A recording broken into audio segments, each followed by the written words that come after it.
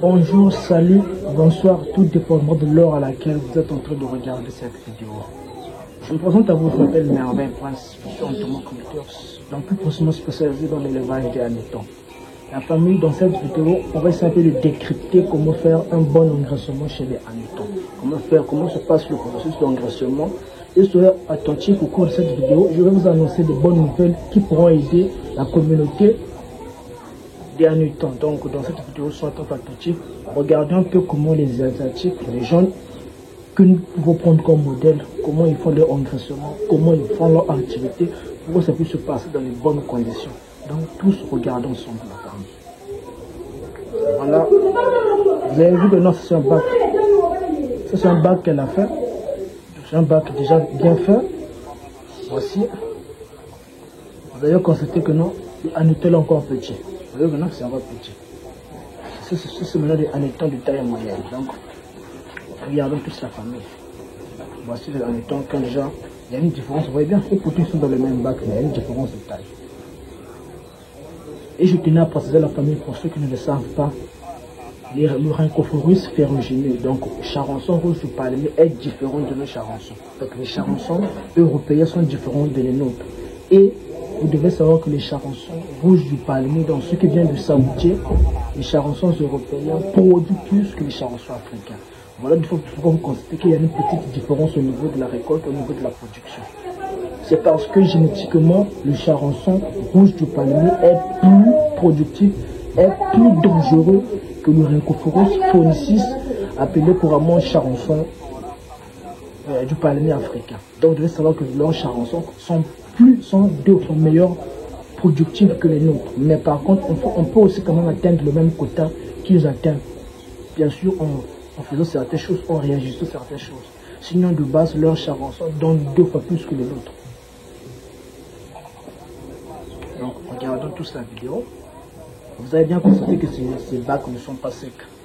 Je vais plutôt profiter pour cette vidéo, vous annoncer que la famille, dès ce soir, il y a un nouveau livre qui sera disponible. Un livre qui est dédié uniquement aux aliments. Vous qui avez l'habitude d'acheter des aliments de 2500, vous achetez des aliments par-ci, par-là. J'essaie un peu de réfléchir sur ça. Oui, Merveille Prince avait dit que le livre spécial était le dernier de son livre. Mais étant donné qu'on se soucie un peu de ce qui se passe, on se soucie un peu de la conjoncture, on se soucie un peu du bien-être de nos chers frères, chères sœurs entomoculteurs, on a préféré faire un nouveau livre sur les aliments. Donc, le livre est dédié uniquement pour les aliments, sur la nutrition des charançons. Je parle bien charançons et non hannetons.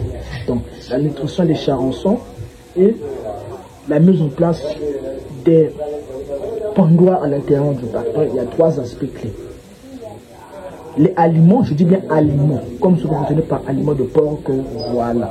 Même pour ceux qui savent les bienfaits de l'aliment mixte, j'ai fait des vidéos où je vous montre comment l'aliment mixte donne. Dans ces nouveaux livres, on a amélioré l'aliment mixte. Ça veut dire que ça va donner des bons résultats. Les ingrédients qui composent tous ces aliments sont disponibles dans tous les pays. Car il y a les alternatives qui peuvent vous aider de composer ces aliments. Il y aura au moins plus d'une quinzaine d'aliments à l'intérieur. Plus d'une quinzaine d'aliments. Toutes les méthodes de nutrition disponibles pour nourrir les charançons. Donc, vous saurez à l'intérieur comment nourrir les charançons. Parce qu'on ne donne pas n'importe quoi aux charançons. Et comment mettre des pondoirs dans le bac pour maximiser votre taux de réussite. Donc, ce nouveau livre est disponible uniquement à 3000 francs CFA. À 3000 francs CFA, vous avez votre exemplaire. Regardez la vidéo de la famille. Vous avez vu que nous, vous voyez ce qu'il a mis de côté. Ce sont des petits hannetons qui n'ont pas atteint la maturité. Vous devez comprendre, des fois lorsqu'on fait le bac à l'intérieur, il y a des œufs qui éclosent en retard. Ça veut dire que ceux qui sont sortis en premier vont beaucoup manger que les autres. Et les autres qui viendront, malheureusement, ils n'auront pas rien à manger. Donc, il faudra faire 2 bacs différents. 2 bacs différents. Vous allez séparer les individus de 2 bacs différents. Ceux qui sont gros seront dans un autre bac d'engraissement. Ceux qui sont petits seront aussi dans un autre bac d'engraissement. Tout ça va permettre à ce qu'il y ait de l'équilibre. Chacun puisse manger à sa faim. Donc voici ce qu'il a fait. Il a refait le même substrat du départ. Donc, il a mis les tubercules, il a mis son aliment, il a mis la mélasse, l'OM, il mélange. C'est pour nourrir maintenant tous les deux individus. Les petits annétons qui n'ont pas eu le temps de bien manger, ils ont un bac pour eux qui va leur permettre de leur engraisser pour grandir, et un autre bac pour les annétons de taille moyenne qui vont aussi s'engraisser pour encore plus grossir. Donc vous devez diviser deux bacs lorsque vous constatez qu'il y a des petits annétons et des gros annétons, puisque tout le monde ne peut pas manger. Les œufs n'éclorent pas le même jour. Donc il y a des œufs qui éclorent le plus tôt. Donc les annétons qui sortent là, ils vont beaucoup manger que les autres qui viendront après. Il faut faire un bac. Il faut faire deux bacs pour mettre les deux individus dans deux endroits différents. Vous avez vu? Il reprend l'ancien aliment.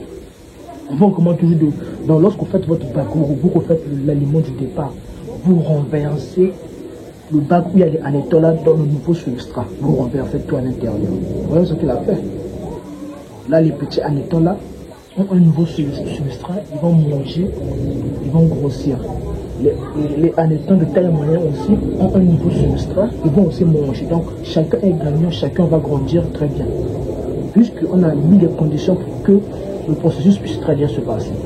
Donc la famille, pour ceux qui vous donnent le livre qui est dédié uniquement aux aliments, à la nutrition des Charançons et au pondoir, le livre est disponible dès ce soir. Donc vous pouvez passer commande dès ce soir. Vous pouvez recevoir le livre en format PDF imprimé sur WhatsApp. Donc passez votre commande de la famille. Ce livre vraiment en vaut la peine. Vous tous savez que je ne fais pas dire des choses qui n'en vaut pas la peine. Si je suis venu ici, si j'ai fait cette vidéo, c'est parce que ça en vaut la peine. Dans la famille, voici un peu le travail, comment se fait l'engraissement à double tranchant. Ça c'est l'engraissement à double tranchant. Donc on fait deux bacs pour deux individus. On met ceux qui sont un peu plus petits de un autre côté, on met ceux qui sont un peu plus gros dans un autre côté. Donc chaque individu est dans un milieu où ils se sentent bien.